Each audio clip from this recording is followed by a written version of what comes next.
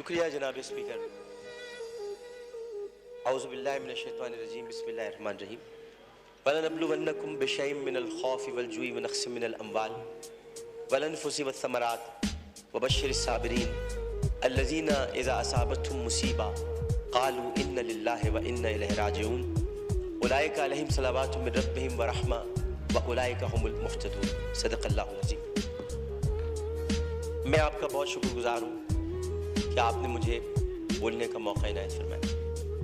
جناب اسپیکر، میں اسمبلی میں بہت کم بولتا ہوں. اس کی وجہ یہ ہے کہ میں کچھ معاملات ایسے ہیں جن کو سیاسی امور نہیں سمجھتا. اسمبلی میں ہم سب تقسیم ہیں. ہم اس لیے تقسیم ہے کہ ہمیں تقسیمی بنیادوں پر تقسیم کیا جاتا ہے.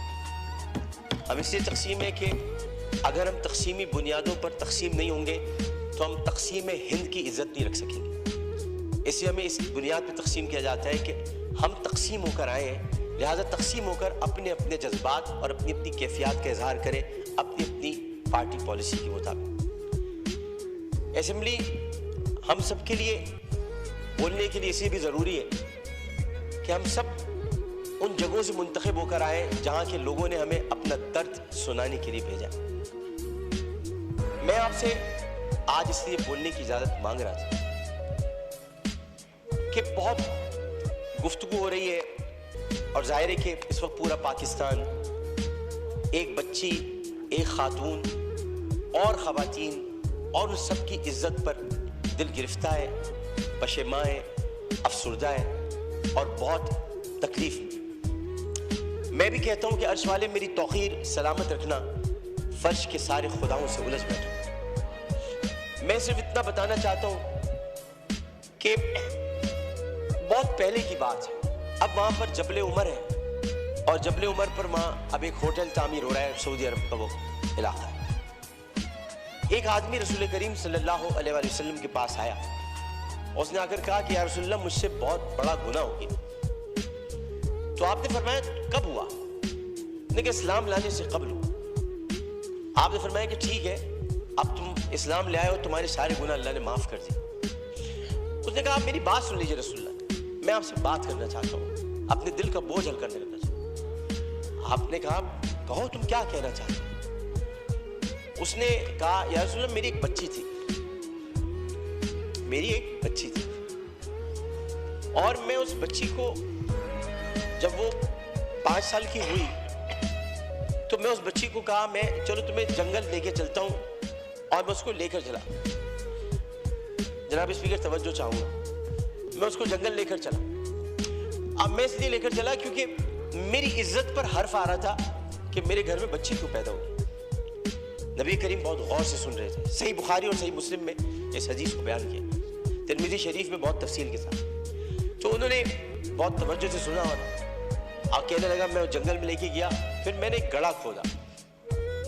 گڑھا کھودنے کے بعد میں نے بچی سے کہا اس میں لیٹ جاؤ.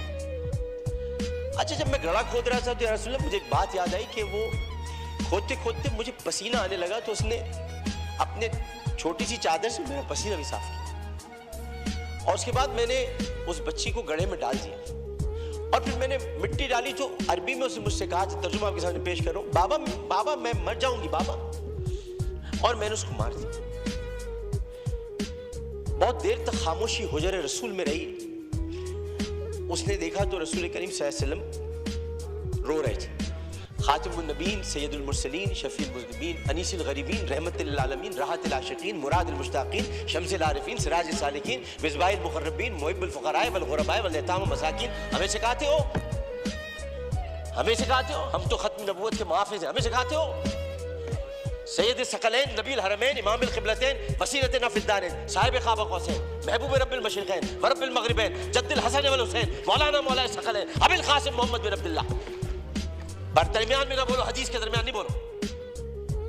اس کے بعد نبی کریم صلی اللہ علیہ وسلم نے یہ کیا کہ ان کے زار و قطار آنسو بہنے لگے اور انہوں نے کہا کہ قسم اس پروردگار کی جس کے قبضے میں محمد کی جان ہے صلی اللہ علیہ وسلم، اگر تو اسلام نہ لاتا تو میں تجھے سر عام سب کے سامنے تیری گردن اڑاتا. یعنی مطلب یہ ہوا کہ نبی کریم نے بہت پہلے بتا دیا تھا کہ بچیوں کے ساتھ ظلم کرنے والوں کو سرے عام ان کی گردن کاٹی جائے. یہ اصول متعین کر دیا تھا محمد مصطفیٰ, یہ سزا متعین کر دی. ظلم کرنے والا جناب اسپیکر کوئی صنف نہیں رکھتا. خدا کے لیے اسے مرد نہ کہے, خدا کے لیے اسے عورت نہ کہے. ظالم کی صنف نہیں ہوتی, ظالم کی صنف نہیں ہوتی, ظالم نہ مرد ہوتا ہے, ظالم کو مرد نہیں کہتے. میرے بھائی نے کہا ہے فیصل بانڈے نے میں نامرد بنا دوں گا. ارے وہ تو ہے ہی نامرد, جو عورتوں کی عزت لوٹتے نے کیا نامرد بناؤ, وہ تو ہے ہی نامرد. ہم ظالم کی صنف مقرر کر کے معاشرے کو پھر تقسیم کرتے ہیں. ہمیں کسی کی صنف مقرر نہیں کرنی, ہمیں صرف اور صرف قرآن اور سنت کے مطابق ان سزاؤں کا احیا کرنا ہے جن کی ضرورت ہے. یہ واقعہ موٹر وے پر ہو یا حلقہ 245 کی کسی کچی گلی میں, اس میں یہ بحث ہی نہیں کرتی. بحث ہمیں یہ کرنی ہے کہ انسانیت کی تذلیل ہوئی, بحث ہمیں یہ کرنی ہے کہ ہم کیا کر رہے ہیں, بحث ہمیں یہ کرنی ہے کہ اگر ہم ریاست مدینہ کے دعوے دار ہیں تو ریاست مدینہ میں اگر ایسا واقعہ ہوتا تو ہم کیا کرتے. ہمیں یہ کرنا ہے, ہمیں قانون سازی کرنی ہے, ہمیں اسمبلی میں بیٹھ کر اس معاملے کو مل جل کر حل کرنا ہے. میں کسی کا بھی یہاں زیادہ وقت لینا نہیں چاہتا. میں بہت دل گرفتہ ہوں کیونکہ اس بچی کے گھر میں کوئی کمانے والا نہیں ہے. بنیر سے آئے ہوئے پختون گھرانہ تھا, پٹھان گھرانہ بیچارہ, جو وہاں کما رہے تھے. عمر صادق اس کا والد, بہت پیاری سی معصوم سی بچی تھی. ہر بچی معصوم ہوتی ہے, پیاری ہوتی ہے, لیکن جناب اس میں سوچیے ایک پختون فیملی کی بچی جو بڑے غیور ہوتے ہیں. میں اپنے تمام پختون بھائیوں سے کہتا ہوں, میں ان سے بڑی محبت کرتا ہوں. غیور قوم ہے, ایک عزتدار قوم ہے, جو آتے بھی ہیں عزت سے کمانے کے لیے, عزت سے جینے کے لیے. چاہے ان کے ساتھ خیبر پختونخوا میں ظلم ہو, چاہے کسی بھی حصے میں ہو اور کسی بھی قوم کے ساتھ ہو, پاکستان کا ہر قومیت رکھنے والا فرد میرا پاکستانی بھائی. اور میں یہ کہتا ہوں کہ وہ بچی ایک دن جب, چاہے ان کے ساتھ خیبر پختونخوا میں ظلم ہو, چاہے کسی بھی حصے میں ہو اور کسی بھی قوم کے ساتھ ہو, پاکستان کا ہر قومیت رکھنے والا فرد میرا پاکستانی بھائی. اور میں یہ کہتا ہوں کہ وہ بچی ایک دن جب اس کمرے میں رات بھر اس کو بند کر کے رکھا گیا ہوگا اور پھر اس کو درندگی کے ساتھ اس کی عصمت دری کرنے کے بعد اس کو جب زندہ جلایا ہوگا تو کتنی تکلیف ہوئی ہوگی اس معصوم سی بچی مروہ کو. جبکہ قرآن کہتا ہے ان الصفا والمروہ من شعائر اللہ.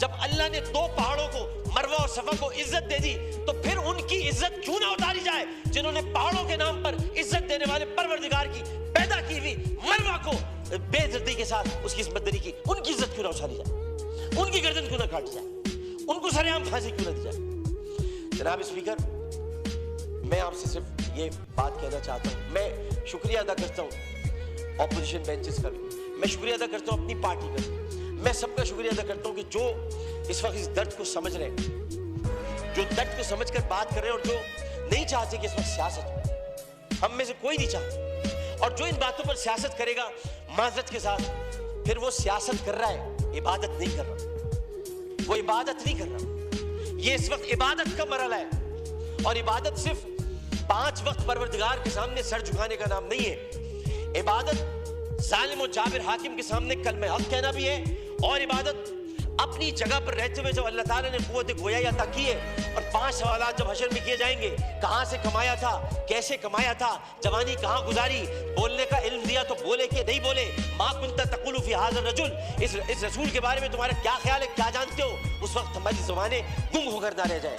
اس لیے ہمیں اپنی اپنی جگہ پر رہتے ہوئے اس کو عبادت سمجھ کر اپنا حق ادا کرنا ہے. میں اتنا کہنا چاہوں گا آخر میں, جناب اسپیکر, میں اس ایوان سے ہاتھ جوڑ کر مطالبہ کرتا ہوں, بحیثیت ان کا ساتھی, بحیثیت رکن قومی اسمبلی, انہی کا ساتھی, انہی کا بھائی ہوں, اپنی بہنوں کا بھائی ہوں, اپنے جب ہمارے اپوزیشن والے ان کی بہنوں کا بھائی ہوں, صرف اتنا کہنا چاہتا ہوں کہ اس اسمبلی میں ہم پتہ نہیں کب رہے, کب تک رہے, کیا رہے, ہمیں نہیں پتا, لیکن ہم جتنے دن بھی رہے, یہ اسمبلی ایک تاریخ بن جائے کہ ہم نے, یہ اسمبلی نے قرارداد منظور کی تھی اور بل بنایا تھا کہ بچیوں کو میں ہر قتل کی بات ہے, بچیوں کی عصمت دری کرنے والوں کو سرعام سزائے موت دی جائے. شکریہ جناب. جی